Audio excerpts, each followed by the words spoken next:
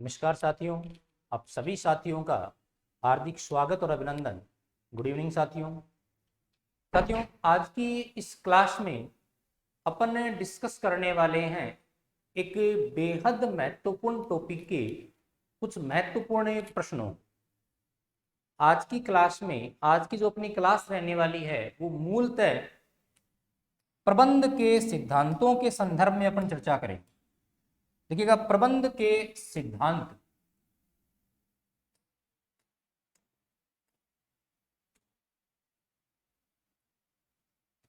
प्रबंध प्रबंध के सिद्धांत प्रबंध के सिद्धांतों के जितने भी महत्वपूर्ण प्रश्न बन रहे हैं उन सारे प्रश्नों को अपन आज की क्लास में डिस्कस करने वाले। पीछे का जो अपना पेपर हुआ था, जो वैकेंसी 2018 की थी, पेपर हुआ था 2020 में। 10 जनवरी 2020 को जो अपना एग्जाम इसका हुआ था, उस एग्जाम में भी अपने देखा था कि 2 से 3 प्रश्न हैं वो प्रबंध के सिद्धांतों के बेस पर आए हुए हैं। तो आज अपन क्या क्या वहां से इंपॉर्टेंट प्रश्न बन रहे हैं, किस लेवल के प्रश्न अपने सामने पेपर में पूछे जा सकते हैं, उससे संदर्भित सारी चर्चा अपन इस आज की क्लास में रखने वाले हैं। एक तो प्रबंध के सिद्धांतों पर, और दूसरा अपन बात करेंगे, क्योंकि टॉपिक तो अपने प्रबंध का सिद्धांत दिया हुआ है, लेकिन इसमें साथ साथ प्रबंध का सामान्य परिचय और प्रबंध के स्तर, इन दोनों पर भी प्रश्न बनते हैं। तो आज अपन सामान्य परिचय को छोड़ते हुए एक तो प्रबंध के सिद्धांत प्लस प्रबंध स्तरों पर बात करेंगे। किस पर बात करेंगे? प्रबंध स्तर पर बात करेंगे। एक तो प्रबंध के सिद्धांत और प्रबंध के स्तरों से संबंधित जो भी अपने महत्वपूर्ण प्रश्न बन रहे हैं उन प्रश्नों पर अपन चर्चा करेंगे। और अपना प्रयास ये रहेगा कि जो महत्वपूर्ण प्रश्न हैं वो सारे प्रश्न इस अपनी आज की क्लास में कवर हो जाए। क्लियर है? तो चलिए स्टार्ट करते हैं अपन आज की क्लास को। मैं आपके सामने रख रहा हूं अपने सारे के सारे प्रश्नों की सीरीज को। सबसे पहले अपन चर्चा करने वाले हैं वो किस संदर्भ में चर्चा करेंगे? प्रबंध के स्तर से संबंधित जो महत्वपूर्ण प्रश्न हैं उन प्रश्नों के ऊपर अपने एक चर्चा लेंगे। तो पहला प्रश्न हमें नजर आ रहा है प्रबंध के स्तर से संबंधित। पहला प्रश्न देखिएगा क्या दे रखा है, निम्न में से प्रबंध के स्तर है। प्रबंध के कितने स्तर होते हैं और निम्न में से कौन सा प्रबंध का स्तर है, उसके संदर्भित हमसे प्रश्न पूछा गया है कि प्रबंध के स्तर पर निम्न में से कौन सा स्तर है, ये हमसे प्रश्न पूछा गया। तो देखिएगा, प्रबंध के स्तरों की अपन बात करें तो उच्च स्तरीय प्रबंध होता है, मध्यम स्तरीय प्रबंध भी होता है, और प्रथम पंक्ति या इसको मैं बोल सकता हूं निम्न स्तरीय प्रबंध। ये तीनों ही प्रबंध के स्तर हैं। तो इसका सही उत्तर हो जाएगा वो अपना ऑप्शन नंबर डी हो जाएगा साथियों। पहले प्रश्न का सही उत्तर हो जाएगा प्रबंध के 3 स्तर होते हैं, उच्च, मध्यम और निम्न स्तर। क्लियर है? अब अपन बढ़ रहे हैं नेक्स्ट प्रश्न की ओर। तो अगला प्रश्न अपना इसके संदर्भित है वो प्रश्न संख्या 2 आपके सामने स्क्रीन पर है। प्रश्न संख्या 2 अपन को दे रखा है, निम्न में से उच्च स्तरीय प्रबंध में शामिल नहीं है। ऐसा व्यक्ति या ऐसा अधिकारी जो उच्च स्तरीय प्रबंध में शामिल नहीं होता वो कौन सा व्यक्ति है? ऑप्शन नंबर ए, संचालक मंडल अध्यक्ष। अब डायरेक्टर जो बोर्ड का अध्यक्ष है वो तो इसका कंफर्म इसमें शामिल होगा। मध्य प्रबंधक, तीसरा है उपाध्यक्ष, और चौथा अपने पास है वो महामंडल प्रबंधक है। तो देखिएगा, 1 मिनट के लिए इसमें जो सही ऑप्शन है उसको थोड़ा सा करें, उसका करेक्शन कर लीजिएगा। एक तो ये मध्य नहीं है, ये कौन है? ये महाप्रबंधक है। ये कौन सा व्यक्ति, ध्यान रखिएगा, ये महाप्रबंधक है। महाप्रबंधक, क्लियर है? महाप्रबंधक, उपाध्यक्ष और मंडल प्रबंधक, इनमें से कौन सा ऐसा व्यक्ति है जो उच्च स्तरीय प्रबंध में शामिल नहीं होता? तो ध्यान दीजिएगा, आपको ऐसा लग रहा होगा कि उपाध्यक्ष शामिल नहीं होता, लेकिन संचालक मंडल इसका भाग है, महाप्रबंधक इसका भाग है, उपाध्यक्ष इसका भाग है। जो मंडल प्रबंधक है, मंडल का जो संबंध होता है उसका जो प्रबंधक है, ध्यान दीजिएगा, ये किस स्तर पर आता है? ये मध्य स्तरीय पर आता है। यानी इसका सही उत्तर है वो हो जाएगा ऑप्शन नंबर डी। मंडल प्रबंधक है वो मध्यम स्तरीय प्रबंध का भाग है, न कि उच्च स्तरीय प्रबंध का भाग। फिर बढ़ते हैं अपन नेक्स्ट प्रश्न की ओर। प्रश्न संख्या अपना है 3। तो 3 नंबर प्रश्न देखिएगा क्या दे रखा है आपको। प्रश्न संख्या 3 हमें ये दे रखा है कि मध्य स्तरीय प्रबंध का हिस्सा नहीं। जैसे हमने उस स्तरीय की बात की थी वैसे अपन बात कर रहे हैं मध्य स्तरीय प्रबंध का हिस्सा निम्न में से कौन नहीं है। शाखा प्रबंधक, ब्रांच मैनेजर, मंडल प्रबंधक, संयंत्र प्रबंधक, विभागीय प्रबंधक। अभी ऊपर वाले प्रश्न में अपने सामने मंडल प्रबंधक का ऑप्शन था, तो मैंने वहां चर्चा की थी कि ये उच्च में नहीं आएगा, मध्य में आएगा। तो मध्य की बात हो रही है तो इसका मतलब ये तो इसमें शामिल है, तो ये तो हो नहीं सकता। फिर अपन बात करते हैं नंबर 2 की। तो नंबर 2 अपने पास इस संदर्भ में क्या है। नंबर 2 अपने पास है संयंत्र प्रबंध। तो संयंत्र प्रबंधक प्लांट मैनेजर जो होता है, विभागीय प्रबंधक डिपार्टमेंटल जो मैनेजर होता है वो, और तीसरा मंडल प्रबंधक। ये तीनों एक ही कैटेगरी के प्रबंधकों की श्रेणी में आते हैं। ये तीनों मध्यम स्तरीय प्रबंध का हिस्सा है साथियों। कौन सा नहीं है? उत्तर हो जाएगा नंबर 1। जो ब्रांच मैनेजर है वो निम्न स्तरीय या प्रथम स्तरीय प्रबंध का हिस्सा है, तो इसको अपन शामिल नहीं करेंगे। इस प्रश्न का सही उत्तर हो जाएगा ऑप्शन नंबर ए, शाखा प्रबंधक। शाखा प्रबंधक किसमें आता है? प्रथम पंक्ति या जो निम्न स्तरीय प्रबंध है उसका हिस्सा है, न कि मध्य स्तरीय प्रबंध।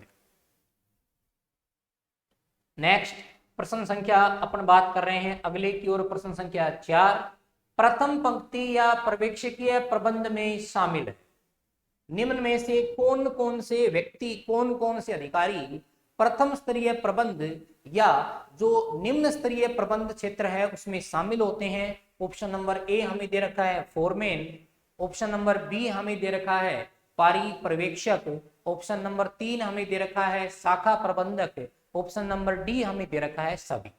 तो अभी अपने बात की थी ब्रांच मैनेजर तो आएगा निम्न स्तरीय प्रबंध स्तरीय में। फोरमैन वो होता है जो निम्न तबके पर जो कर्मचारी होते हैं, जो वास्तविक तौर पर काम करते हैं, उनके ऊपर का जो अधिकारी होता है वो फोरमैन। तो ये भी प्रथम स्तरीय पंक्ति का 2 तो क्लियर होते हैं। पारी पर्यवेक्षक वो होता है जो कर्मचारियों की पारी को रोटेट करता है, यानी सुबह की पारी में कौन से कर्मचारी आएंगे, शाम की पारी में कौन से कर्मचारी आएंगे। तो ये तीनों ही व्यक्ति किसमें शामिल होते हैं? इन तीनों को ही अपन शामिल करते हैं इसमें प्रबंध स्तरीय या प्रथम पंक्ति पर्यवेक्षकीय जो प्रबंध है उसमें शामिल करते हैं। तो इस प्रश्न का सही उत्तर हो जाएगा ऑप्शन नंबर डी, ये सभी प्रथम पंक्ति पर्यवेक्षक के सदस्य रहे। फिर बात करते हैं अपन नेक्स्ट प्रश्न की। प्रश्न संख्या 5 हमें दे रखा है, संगठनात्मक लक्ष्यों का निर्धारण करना मुख्य कार्य किसका है? अच्छा प्रश्न है साथियों। संगठनात्मक लक्ष्य, एक संगठन किस पर्पज से बनाया जाए, इसके क्या क्या गोल रहने वाले हैं, क्या क्या उद्देश्य रहने वाले हैं, उनका निर्धारण किस व्यक्ति के द्वारा किया जाता है। महत्वपूर्ण प्रश्न ये है कि उनका निर्धारण किस व्यक्ति के द्वारा किया जाता है। ऑप्शन नंबर ए उच्च प्रबंध के द्वारा, ऑप्शन नंबर बी मध्य प्रबंध के द्वारा, ऑप्शन नंबर सी जो प्रथम पंक्ति के प्रबंध द्वारा, या ऑप्शन नंबर डी सभी व्यक्ति ये काम करते हैं। देखिएगा सभी प्रबंध स्तरों का अपना अलग अलग लक्ष्य है, अपनी अलग अलग कार्य सीमा है, उस कार्य सीमा में रहकर ही वो काम करते हैं। संस्था के लक्ष्यों को निर्धारित करना संस्था के मूलभूत कार्यों में आता है, और जो मूलभूत कार्य हैं वो करने का अधिकार क्षेत्र है वो सिर्फ और सिर्फ हायर मैनेजमेंट का है। तो इस प्रश्न का सही उत्तर हो जाएगा वो साथियों हो जाएगा ऑप्शन नंबर ए। कौन सा हो जाएगा? इस प्रश्न का सही उत्तर हो जाएगा वो अपना हो जाएगा ऑप्शन नंबर ए, उच्च प्रबंधक। कौन हो जाएगा साथियों? उच्च प्रबंधक हैं वो किसका पार्ट होंगे? उच्च प्रबंधक संगठनात्मक लक्ष्यों को निर्धारित करते हैं, यही उनका मुख्य ध्येय होगा। तो इस प्रश्न का सही उत्तर हो जाएगा कौन सा? उच्च प्रबंधक। फिर बात करते हैं अगले प्रश्न की ओर। प्रश्न संख्या 6 अपन को दे रखा है, निम्न में से उच्च स्तरीय प्रबंधकों का कार्य नहीं है।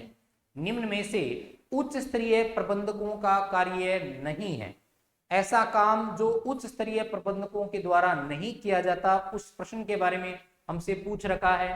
पहला ऑप्शन अपन को दे रखा है संगठनात्मक उद्देश्यों का निर्धारण। संगठनात्मक उद्देश्यों का निर्धारण, संगठन के उद्देश्यों का निर्धारण करना क्या उच्च प्रबंधकों का उद्देश्य नहीं है? क्या संस्था के डायरेक्टर्स जो अपने मेन अधिकारी होते हैं, क्या वो संस्था के उद्देश्यों को निर्धारित नहीं करते? बिल्कुल करते हैं, ये उनका मुख्य कार्य है। उद्देश्य प्राप्ति के लिए योजना, नीतियां, बजट का निर्माण। देखिएगा, ये जो तीनों भाग हैं, योजना, नीति और बजट, ये पार्ट है किसका? नियोजन का। नियोजन के जब अपन तत्व पढ़ते हैं तो नियोजन के तत्वों में अपन स्पष्ट करते हैं योजनाएं, योजनाओं का संबंध दीर्घकाल के साथ होता है। नीतियां, नीतियां एक सामान्य अपने लिए क्या है? मार्गदर्शन है। बजट, बजट एक लिखित प्रमापित मार्गदर्शन है। ये सारी चीजें किसका काम होता है? किसके अंतर्गत किया जाता है? नियोजन के अंतर्गत। और नियोजन का संदर्भ मुख्य योजनाओं को सोचना और कैसे उनको लागू किया जाना, ये काम भी किसका होता है? उच्च स्तरीय प्रबंधकों का होता है। तो ये दोनों उद्देश्य तो उच्च स्तरीय प्रबंधकों के होंगे। फिर अपन बात करते हैं अधिकारों का प्रत्यायोजन। अधिकार कौन बांट सकते हैं? मूलतः अधिकारों को वितरित करने का काम किसका होता है? तो अधिकारों को वितरित करना भी ऊपर वाले लोगों का काम होता है। तो ये भी किसका पार्ट है? इसी का पार्ट है। चौथा इसका पॉइंट है प्रथम पंक्ति। प्रथम पंक्ति प्रबंधकों को, प्रथम पंक्ति प्रबंधकों को प्रशिक्षित करना। प्रथम पंक्ति प्रबंधकों को प्रशिक्षित करने का मतलब ये हो गया कि जो कर्मचारी प्रथम स्तरीय पंक्ति पर काम कर रहे हैं उनको प्रशिक्षण देना किसका कार्य है? बताओ, ये क्या उच्च स्तरीय प्रबंधक करेंगे क्या? एक मैनेजमेंट अधिकारी है, वो क्या जाकर के अपने जो कर्मचारी है उनको प्रशिक्षण देगा क्या? बिल्कुल नहीं देगा। प्रथम स्तरीय प्रबंधकों की बात हो रही है, तो प्रबंधकों को प्रशिक्षण देना किसका कार्य है साथियों? प्रथम स्तरीय प्रबंधकों को प्रशिक्षण देना कार्य है मध्यम स्तरीय प्रबंधकों का। जबकि प्रथम स्तरीय कर्मचारियों को प्रशिक्षण देना किसका कार्य है? प्रथम स्तरीय कर्मचारियों को प्रशिक्षण देना कार्य है, वो तो है प्रथम पंक्ति या प्रथम स्तरीय जो अधिकारी हैं उनका कार्य। लेकिन प्रश्न में हमसे पूछा क्या गया है? प्रश्न में अपन से ये पूछा गया है कि प्रथम पंक्ति के प्रबंधकों को, मैनेजमेंट अधिकारियों की बात हो रही है, इनको कौन प्रशिक्षण देगा? तो इनको प्रशिक्षण देने का काम करते हैं मध्य स्तरीय प्रबंधकों का कार्य है। तो प्रश्न में पूछा गया था कि उच्च स्तरीय का कार्य नहीं है। सही उत्तर हो जाएगा option number D. Option number D इस प्रश्न का सही उत्तर हो जाएगा। फिर बात करते हैं अपन अगले प्रश्न की ओर। प्रश्न संख्या 7, विक्रय अधिकारी को बताइए किसमें शामिल किया जाता है? एक विक्रय अधिकारी, सेल्स मैनेजर है, वो किसका पार्ट होगा? उच्च स्तरीय का होगा, मध्य स्तरीय का होगा, निम्न स्तरीय का यानी प्रथम पंक्ति का होगा, या सभी में आएगा? सेल्स मैनेजर, उसको आप किसके अंतर्गत रखते हो बताओ? सेल्स मैनेजर जो है उस सेल्स प्रबंधक को अपन किस स्तर के अधिकारी के रूप में रखेंगे? प्रश्न आपसे ये पूछा गया है, तो बताइएगा इसका सही उत्तर क्या होगा?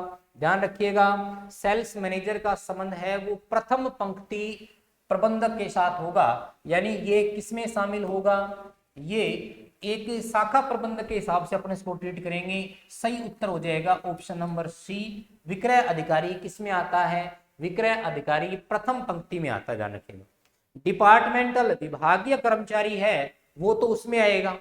अगर यहाँ ये लिखा होता कि विक्रय विभाग, पूरे विभाग के संदर्भ की मैं बात करूं, विभाग अगर नाम आ गया जाता तो अपन किसमें रखते हैं? मध्यम स्तरीय में। बाकी सिर्फ लिखा हुआ है विक्रय अधिकारी को अपन किसमें रखते हैं, तो इसका उत्तर हो जाएगा प्रथम पंक्ति या निम्न स्तरीय प्रबंधकों में इसको अपन शामिल करते हैं।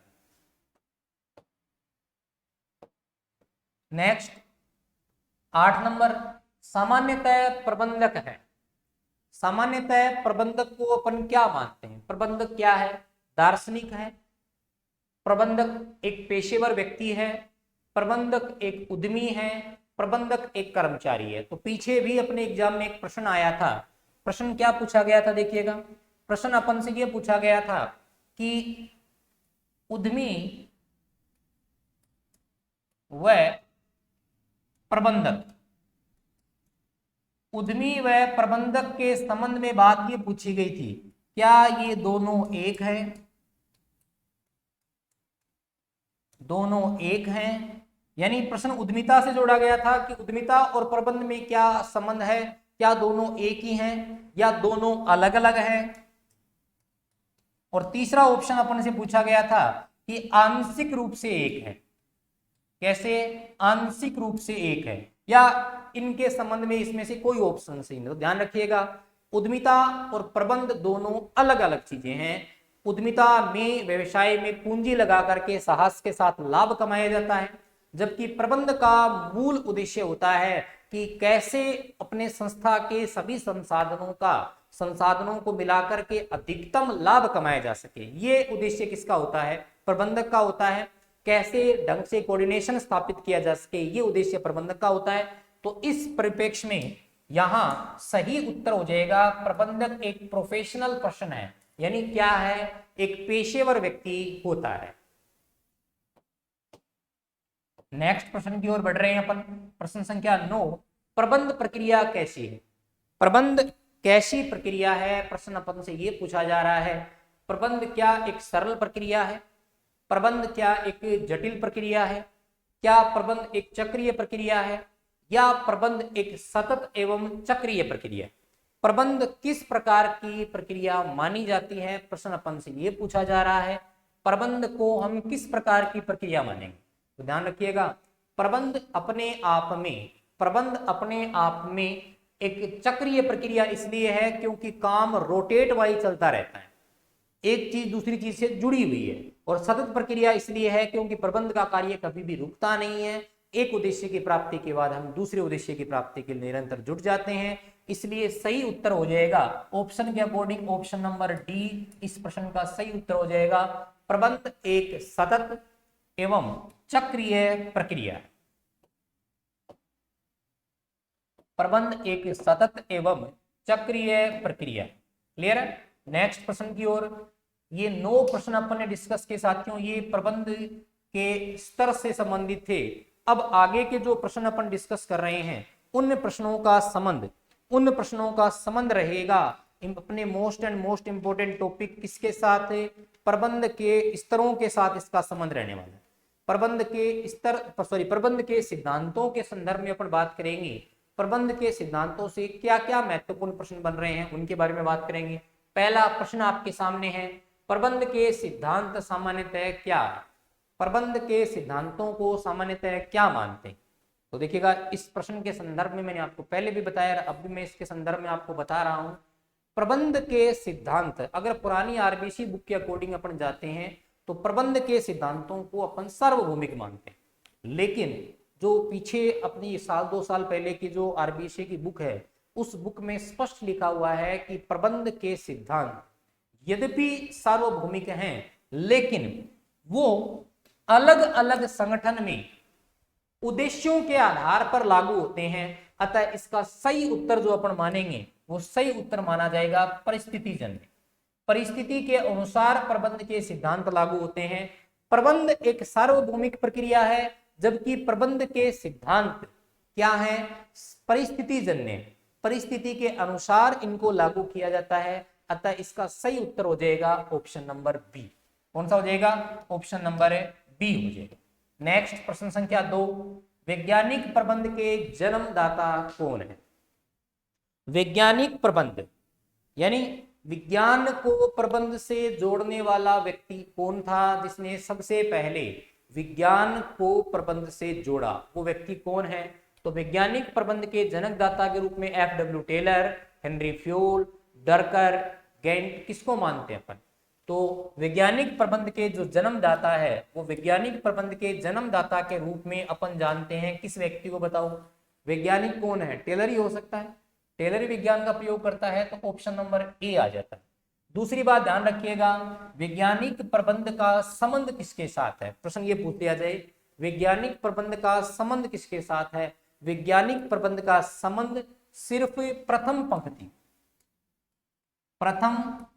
पंक्ति या निम्न स्तरीय प्रबंध के साथ,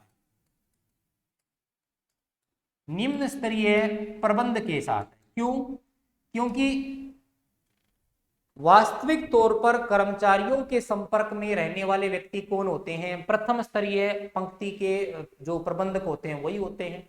वही वास्तविक तौर पर ये जान पाते हैं कि क्या क्या समस्याएं कर्मचारियों के आ रही हैं और उनको कैसे दूर किया जा सके। तो इसी संदर्भ में टेलर ने एक प्रयास किया था और वैज्ञानिक प्रबंध का आविष्कार किया था, इसका प्रतिपादन किया था। तो ध्यान दीजिएगा, इसका संबंध किसके साथ है? प्रथम पंक्ति या निम्न स्तरीय प्रबंध के साथ संबंध है। अगला प्रश्न, प्रश्न संख्या 3, प्रशासनिक प्रबंध का जनक किसे माना जाता है? ध्यान दीजिएगा, इस प्रशासनिक प्रबंध को और अपन क्या बोल सकते हैं? इस प्रशासनिक प्रबंध का मैं दूसरा नाम बोल सकता हूं सामान्य प्रबंध। सामान्य प्रबंध।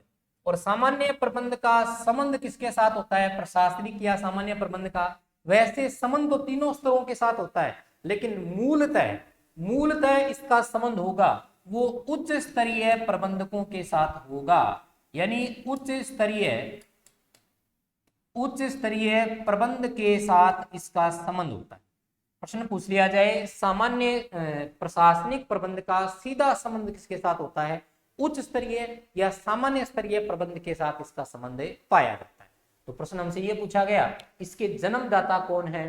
तो इसके जनक के रूप में अपन देखते हैं। देखिएगा, पहला ऑप्शन है टेलर।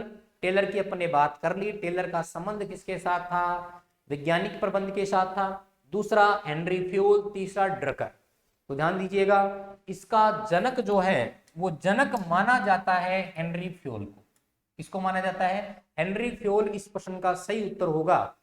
देखिएगा, जो प्रशासनिक प्रबंध और वैज्ञानिक प्रबंध ये लगभग दोनों एक साथ ही आए थे। यानी इनका जो टाइम अवधि अपन देखते हैं तो लगभग टाइम पीरियड समान सा ही रहता है, लेकिन ये दोनों एक दूसरे के कहीं ना कहीं पूरक हैं, लेकिन दोनों समान नहीं। समान क्यों नहीं, इसके बारे में अपन ने चर्चा कर ली। वैज्ञानिक प्रबंध का संबंध निम्न स्तरीय प्रबंध के साथ है, जबकि प्रशासनिक प्रबंध का संबंध है वो उच्च स्तरीय प्रबंध के साथ है। और इसका संबंध किस व्यक्ति के साथ है? हेनरी फ्योल के साथ है। देखिएगा, इनके पक्ष में तर्क ड्रकर के द्वारा भी दिया गया। ड्रकर ने इसके संबंध में एक परिभाषा दी है कि जो प्रशासनिक प्रबंध है या प्रबंध जो है वो कोई अपने अधिकारों या दायित्वों के संदर्भ में लोगों पर आदेशों को थोपना नहीं है, बल्कि सृजनात्मक कार्य है। तो इसको सृजनात्मक कार्य जो ड्रकर ने बताया वो किस परिप्रेक्ष्य में बताया था? प्रशासनिक या उच्च स्तरीय प्रबंध के स्तर में ही बताया था। नेक्स्ट प्रश्न की अपन बात करते हैं। नेक्स्ट प्रश्न अपन को दे रखा है पीटर एफ ड्रकर, जिसकी अपन बात कर रहे थे। पीटर एफ ड्रकर को प्रबंध गुरु की संज्ञा किसने दी थी? पीटर एफ ड्रकर को प्रबंध गुरु की संज्ञा किसके द्वारा दी गई? Option number A, Business Week पत्रिका है अमेरिका की, उसके द्वारा दी गई। दूसरा है मैकेंसे नामक एक व्यक्ति था, उसने दी। ऑप्शन सी, टेलर ने दी। ऑप्शन डी, ए व बी दोनों ने दी। तो देखिएगा, पीटर एफ ड्रकर को प्रबंध गुरु की संज्ञा जो है वो इन दोनों के द्वारा दी गई। इन दोनों के द्वारा, एक तो बिजनेस वीक पत्रिका और मैकेंसी दोनों ने। तो सही उत्तर हो जाएगा ऑप्शन नंबर डी। सही उत्तर अपना क्या हो जाएगा? ए व बी दोनों। ए व बी इसका सही उत्तर हो जाएगा। ए व बी दोनों इसका सही उत्तर हो जाए। नेक्स्ट प्रश्न, प्रश्न संख्या 5 अपना इस संदर्भ में है कि प्रबंध का मुख्य कार्य सृजन व नव प्रवर्तन होता है। अभी मैंने आपके साथ इसके बारे में चर्चा की थी। बताइएगा ये परिभाषा किसने दी? प्रबंध का मुख्य कार्य सृजन व नव प्रवर्तन। प्रबंध का मुख्य कार्य सृजन व नव प्रवर्तन होता है। यह परिभाषा किसके द्वारा दी गई? अभी मैंने चर्चा की थी संदर्भ में आपके साथ। Peter F Drucker, F W Taylor, Henri Fayol या Terry. Peter F Drucker, F W Taylor, Henri Fayol या कौन है? टेरी। तो ध्यान दीजिएगा, इस प्रश्न का जो सही उत्तर है वो सही उत्तर इस प्रश्न का साथियों क्या होगा बताइएगा?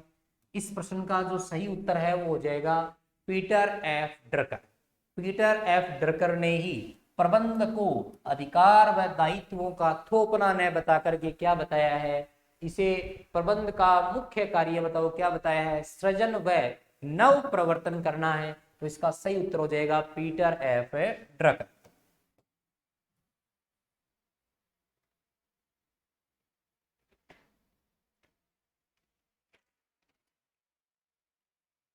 नेक्स्ट प्रश्न संख्या 6 के संदर्भ में अपन बात करते हैं। प्रश्न संख्या 6 इंपोर्टेंट है क्योंकि पीछे जो एग्जाम हुआ था अपना आरबीएससी कॉमर्स फर्स्ट ग्रेड का, उसमें प्रश्न आया हुआ है। प्रश्न क्या था, सन 1916 में फ्रांसीसी भाषा में, देखिएगा इस प्रश्न की खासियत यह है कि इसने जो पुस्तक है उस पुस्तक के दोनों नाम दे दिए। फ्रांसीसी भाषा में पुस्तक का प्रकाशन किस नाम से हुआ था वो दे दिया, और इस पुस्तक का नाम अंग्रेजी भाषा में किस नाम से प्रकाशन हुआ था वो दे दिया। दोनों नाम दे दिए, इसलिए प्रश्न कंफ्यूजन पैदा कर रहा था। बाकी इसका ऑप्शन है वो उत्तर सही माना गया। देखिएगा 1916 में फ्रांसीसी भाषा में हेनरी फ्योल की कौन सी पुस्तक का प्रकाशन हुआ था या उस पुस्तक का नाम क्या था। अगर प्रश्न हमें फ्रांसीसी भाषा में पूछ ले, फ्रांसीसी भाषा में पुस्तक का नाम पूछ ले तो नाम क्या हो जाएगा, एडमिनिस्ट्रेशन इंडस्ट्रियली एट जनरली हो जाएगा। तो नाम क्या हो जाएगा, एडमिनिस्ट्रेशन इंडस्ट्रियली एट जनरली हो जाएगा। यानी एडमिनिस्ट्रेशन का मतलब प्रशासनिक, इंडस्ट्रियल का मतलब औद्योगिक क्षेत्र में, एट जनरली का मतलब सामान्य स्तर पर। तो उत्तर हो जाता है इस प्रश्न के अकॉर्डिंग ऑप्शन नंबर ए। कौन सा हो जाएगा, ऑप्शन नंबर ए इस प्रश्न का सही उत्तर हो जाएगा। लेकिन प्रश्न ये पूछा जाए कि इसका अंग्रेजी भाषा में सर्वप्रथम अनुवाद कब किया गया था। देखिएगा इस पुस्तक का 2 बार अनुवाद किया गया था। एक तो यूरोपीय देशों में इसका अनुवाद किया गया था प्रथम बार अंग्रेजी भाषा में, तो वही नाम हमसे पूछा जाता है, उसका नाम कौन सा था बताइएगा। उस प्रश्न का सही उत्तर हो जाएगा जनरली एंड इंडस्ट्रियल मैनेजमेंट। तो इस कंडीशन में उत्तर क्या हो जाता, जनरली एंड इंडस्ट्रियल मैनेजमेंट, जो कब प्रकाशित हुई थी, सन 1929 में। जो कब प्रकाशित हुई थी, सन 1929 में प्रकाशित हुई थी। अगर इस वाले प्रश्न में ये तो ऑप्शन पूछा नहीं गया तो ये राइट नहीं होगा, राइट हो जाएगा option number A, administration industrially and generally. यही वो पुस्तक थी जिसमें हेनरी फ्योल ने अपने सिद्धांतों का प्रस्तुतिकरण दिया था। ये प्रश्न संख्या 6। फिर अपन बात करते हैं प्रश्न संख्या 7 की। प्रश्न संख्या 7 देखेगा क्या दे रखा है, लीजिए अगला प्रश्न आ ही गया आपके लिए संदर्भ में। प्रश्न संख्या 7 दे रखा है, हेनरी फ्योल की पुस्तक का अंग्रेजी में अनुवाद किस वर्ष में किया गया था। हेनरी फ्योल की पुस्तक का अंग्रेजी में अनुवाद किस वर्ष में किया गया था। तो ध्यान दीजिएगा इस प्रश्न में थोड़ा सा कंफ्यूजन है, और इस प्रश्न के ऑप्शन में भी हल्का सा देखो करेक्शन है। अगर प्रश्न ये पूछा जाए, हाँ हालांकि क्लियर हो चुका है, यहाँ से देखो यूरोप की बात हो रही है, यूरोप में इनकी पुस्तक है वो कब प्रकाशित हुई थी, सन 1929 में। सन 1929 में प्रकाशित हुई थी, और किस नाम से प्रकाशित हुई थी, अभी अपन ने बात की थी। पुस्तक का नाम क्या है, जनरली एंड इंडस्ट्रियल मैनेजमेंट। पुस्तक का नाम क्या है, जनरली एंड इंडस्ट्रियल मैनेजमेंट। तो ये पुस्तक प्रकाशित हुई थी 1900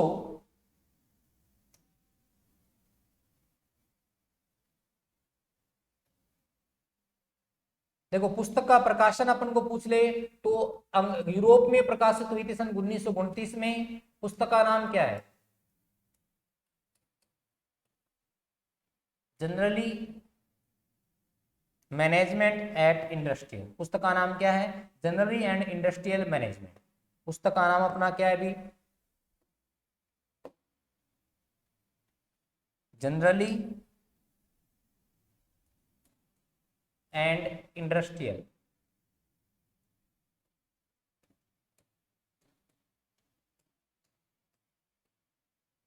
मैनेजमेंट।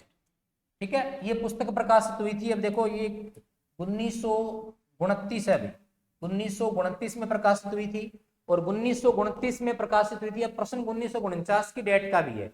1949 में क्या हुआ था बताइएगा। 1949 में इस पुस्तक को पुनः अमेरिका में प्रकाशित किया गया। नाम ये रखा गया लेकिन इसका प्रकाशन अमेरिका में हुआ। वो डेट कौन सी थी? 1949 की। तो हमें 3 डेट ध्यान में रखनी है, तीनों डेटों को ढंग से दिमाग में रखना है। एग्जामिनर कैसा भी प्रश्न पूछे हमें उससे बिल्कुल भी कंफ्यूज नहीं होना है। प्रश्न क्या पूछा जाए, देखो मैं तीनों इसी प्रश्न से क्लियर कर रहा हूं। प्रश्न ये पूछा जाए, प्रश्न आपसे ये पूछा जाए कि बताइए 1916 में जो पुस्तक प्रकाशित हुई थी उस पुस्तक का नाम क्या है? Administration industrial et generale. 1916 administration industrial et generale. France ने या जो अपने यूरोपीय क्षेत्र है, इनका जो एरिया था, उस यूरोपीय क्षेत्र में पुस्तक को सबसे पहले अंग्रेजी भाषा में, कौन सी भाषा में? अंग्रेजी भाषा में। कहा? यूरोप में। अंग्रेजी भाषा में यूरोप में पुस्तक का प्रकाशन हुआ था, उसका नाम कौन सा था? Generally and industrial management. और ये पुस्तक कब प्रकाशित हुई थी? सन 1929 में। और इसी पुस्तक को अगर पूछ ले कि अमेरिका में इस पुस्तक का प्रथम बार प्रकाशन कब हुआ था, तब डेट आ जाएगी 1949। तब डेट क्या आ जाएगी? 1949। तीनों डेटों को हमें याद रखना है। जनरली एंड इंडस्ट्रियल मैनेजमेंट अंग्रेजी नाम है इस पुस्तक का, और एडमिनिस्ट्रेशन इंडस्ट्रियली एट जनरली जो है वो इसका यूरोपीय मतलब नाम है, उसके संदर्भ में है। और इस पुस्तक के संदर्भ में ये 3 ही प्रश्न बनते हैं, जो तीनों प्रश्न हमें ढंग से याद होने चाहिए। फिर मैं बढ़ रहा हूं नेक्स्ट प्रश्न की ओर। प्रश्न संख्या 8, हेनरी फ्योल के द्वारा एक औद्योगिक संगठन की क्रियाओं को कितने भागों में बांटा गया? देखिएगा, हेनरी फ्योल ने औद्योगिक क्रियाओं को, हेनरी फ्योल के द्वारा औद्योगिक क्रियाओं को मूल रूप से कितने भागों में बांटा गया है? प्रश्न ये पूछा गया है, इंपॉर्टेंट प्रश्न है। प्रश्न बताइएगा इसका सही उत्तर क्या होगा। सही उत्तर इस प्रश्न का क्या होगा कि हेनरी फ्योल ने औद्योगिक संगठन की जो क्रियाएं हैं उन क्रियाओं को कितने भागों में बांटा है? देखिएगा, हेनरी फ्योल ने एक संगठन की क्रियाओं को मूल रूप से 6 भागों में बांटा है। कितने भागों में बांटा है? 6 भागों में। वो 6 भाग कौन कौन से हैं? तकनीकी क्रिया,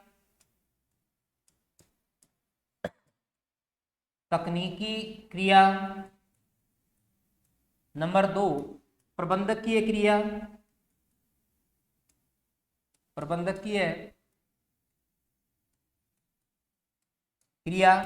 नंबर 3 अपने इसमें शामिल करते हैं वाणिज्यिक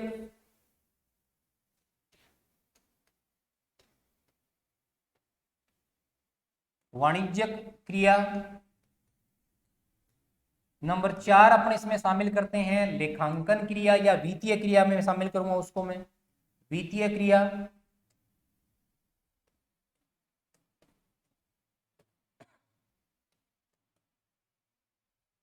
नंबर 5 सुरक्षात्मक क्रिया।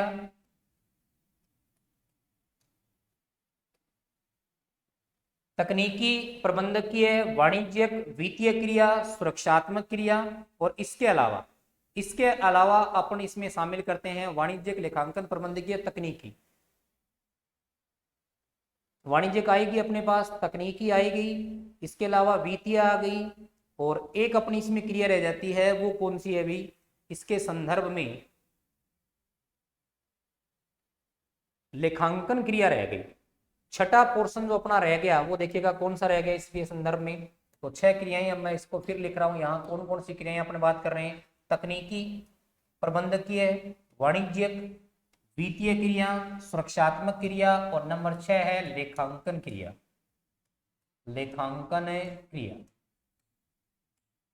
ये 6 प्रकार इन्होंने बताए हैं, हेनरी फ्योल के द्वारा बताए गए हैं 6 प्रकार इसके संदर्भ में।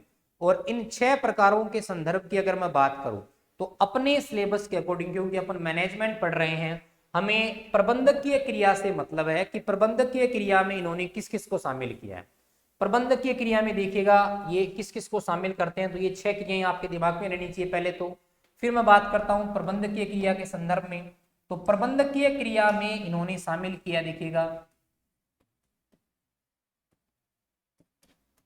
प्रबंधकीय क्रिया में इन्होंने कौन कौन से कामों को शामिल किया वो अपने लिए इंपॉर्टेंट है। प्रबंधकीय क्रिया में इन्होंने नियोजन, संगठन, निर्देशन, समन्वय और नियंत्रण को शामिल किया। किस किस को? नियोजन,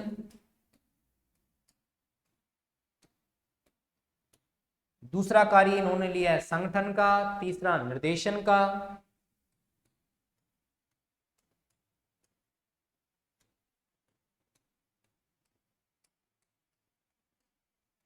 चौथा कार्य इन्होंने लिया है समन्वय का,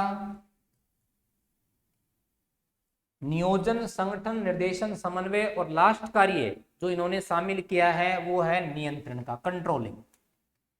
तो प्रश्न अपना पेपर में बन सकता है कि प्रबंधकीय क्रिया के अंतर्गत हेनरी फ्योल ने कितने स्टेप काम में लिए हैं, कितने चरण बताए हैं? तो इन्होंने इसके 5 चरण बताए हैं, नियोजन, संगठन, निर्देशन, समन्वय और नियंत्रण। लेकिन प्रश्न हमसे क्या पूछा जा रहा है यहाँ, हेनरी फ्योल ने एक औद्योगिक संगठन के कार्यों को कितने भागों में बांटा है? कार्यों की बात कर ले तो कार्य तो बांटे गए हैं, कितने भागों में बताओ? 6 भागों में। लेकिन उसमें से एक कार्य कौन सा है? प्रबंधकीय कार्य है। प्रबंधकीय कार्य के चरण कितने हैं? तो उत्तर आ जाएगा 5, नियोजन, संगठन, निर्देशन, समन्वय और नियंत्रण। किसके अनुसार? हेनरी फ्योल के अनुसार। क्लियर है? फिर अपन बढ़ रहे हैं नेक्स्ट प्रश्न की ओर। प्रश्न संख्या 9, उद्देश्य अनुसार प्रबंध। प्रश्न क्या है? उद्देश्य अनुसार प्रबंध। उद्देश्य अनुसार प्रबंध का विचार किसने दिया बताओ? उद्देश्य के अनुसार प्रबंध का विचार किसके द्वारा दिया गया? तो उद्देश्य अनुसार प्रबंध देते हैं प्रबंध गुरु पीटर एफ ड्रकर के द्वारा दिया गया। पीटर एफ ड्रकर के द्वारा यह विचार प्रस्तुत किया गया। किसके द्वारा दिया गया विचार? पीटर एफ ड्रकर के द्वारा यह विचार दिया गया। क्लियर है? तो ये प्रश्न संख्या आपका 9 हो गया। फिर अपन बात करते हैं प्रश्न संख्या नेक्स्ट 10, प्रबंध की चुनौतियों के संदर्भ में। प्रबंध की चुनौतियों के संदर्भ में पीटर एफ ड्रकर की एक प्रसिद्ध पुस्तक आई थी साथियों।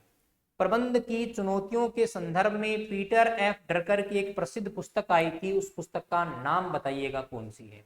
प्रबंध की चुनौतियों के संदर्भ में पीटर एफ ड्रकर की एक प्रसिद्ध पुस्तक थी, पुस्तक का नाम हमें बताना है कि उस पुस्तक का नाम क्या है। तो ध्यान दीजिएगा, इस पुस्तक का नाम है मैनेजिंग ट्रब्यूलेट्स टाइम्स।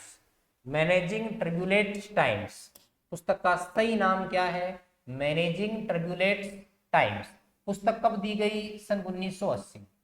पुस्तक कब दी गई? सन 1980 में। इस पुस्तक में उन्होंने प्रबंध की मुख्य समस्याओं और उनके समाधान के संदर्भ में बात की है। मैनेजिंग ट्रब्यूलेट्स टाइम्स, इस पुस्तक में प्रबंध गुरु ड्रकर के द्वारा प्रबंध की महत्वपूर्ण समस्याओं और उनके समाधान की बात की गई है। तो पुस्तक का नाम याद रखिएगा, मैनेजिंग ट्रब्यूलेट्स टाइम्स।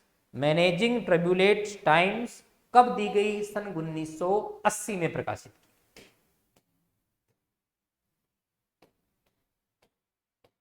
नेक्स्ट प्रश्न संख्या 11, इंपॉर्टेंट प्रश्न है, परिणामों द्वारा प्रबंध।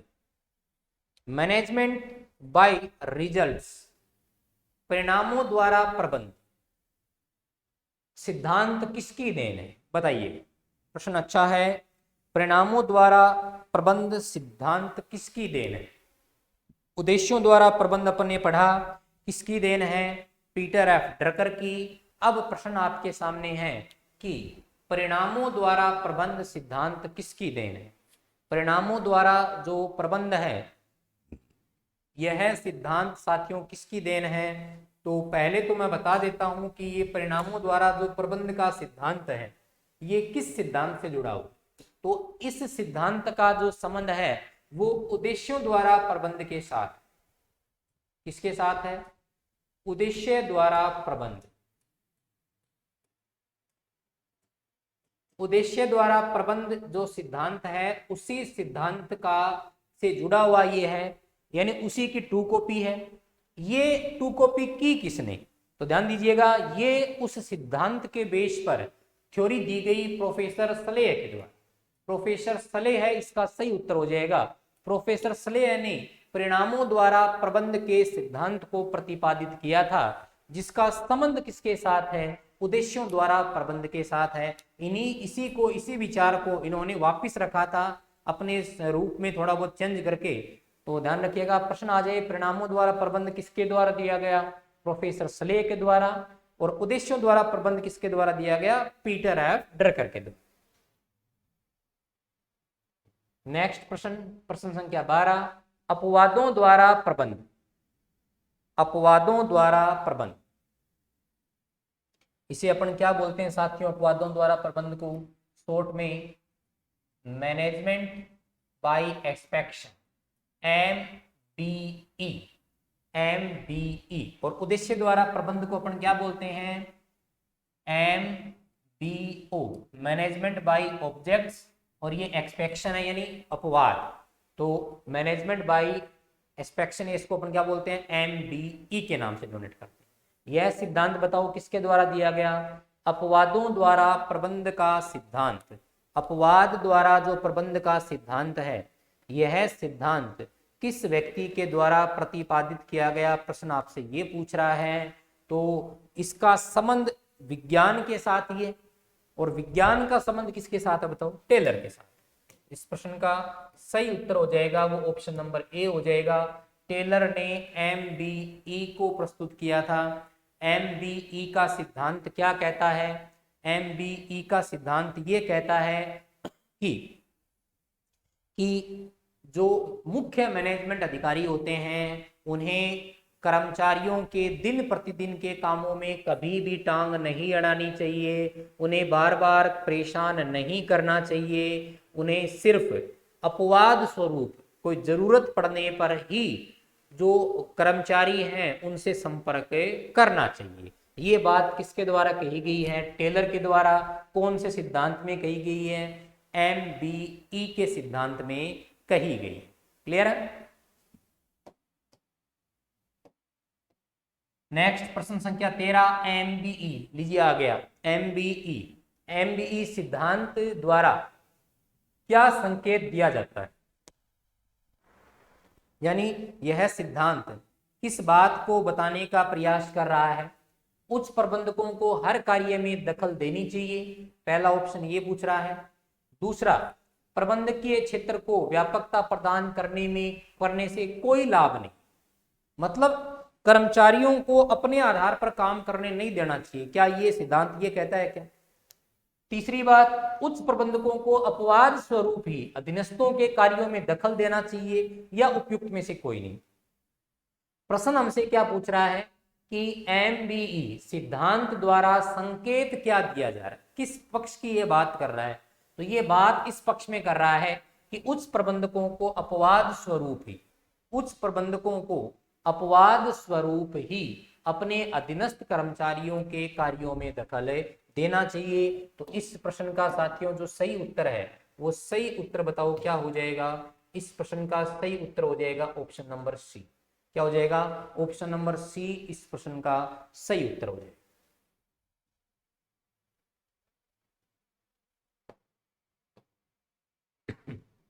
प्रश्न संख्या 14। प्रश्न संख्या 14 आपकी स्क्रीन पर है। प्रश्न संख्या 14 देखो क्या कह रहा है। सन 1929 में हेनरी फ्योल की पुस्तक को यूरोप में किस नाम से अंग्रेजी भाषा में प्रकाशित किया गया था? अभी मैंने प्रश्न पूछा, वही प्रश्न घुमा फिरा के वापिस है। बताइएगा किस नाम से प्रस्तुत किया गया? अंग्रेजी भाषा की बात हो रही है। अंग्रेजी भाषा में किस नाम से? एडमिनिस्ट्रेशन इंडस्ट्रियली एंड जनरली, ये तो उसकी स्थानीय भाषा में नाम था। इंडस्ट्रियल मैनेजमेंट है नहीं। जनरली एंड इंडस्ट्रियल मैनेजमेंट, मनोविज्ञान एवं औद्योगिक दक्षता। तो इसका सही उत्तर हो जाएगा option number C, general and industrial management. Clear है? नेक्स्ट लास्ट प्रश्न की ओर अपन बढ़ रहे हैं। लास्ट प्रश्न है वैज्ञानिक प्रबंध। वैज्ञानिक प्रबंध का संबंध किसके साथ? क्रियात्मक स्तर के साथ, मध्यम स्तरीय के साथ, उच्च स्तरीय प्रबंध के साथ, या सभी स्तरों के साथ? प्रश्न ये पूछा जा रहा है कि वैज्ञानिक प्रबंध का संबंध किसके साथ है। तो देखिएगा वैज्ञानिक जो प्रबंध है उस वैज्ञानिक प्रबंध का संबंध मैंने आपको भी बताया था। वैज्ञानिक प्रबंध का जो संबंध अपन लेते हैं वो साथियों किसके साथ लेते हैं? वैज्ञानिक प्रबंध का संबंध होता है वो क्रियात्मक स्तर के साथ होता है। किसके साथ इसका संबंध है? क्रियात्मक स्तर, यानी इसका उत्तर हो जाएगा ऑप्शन नंबर ए। तो ये साथियों अपनी आज की क्लास थी जिसमें अपन ने महत्वपूर्ण प्रश्नों को डिस्कस किया। Thank you.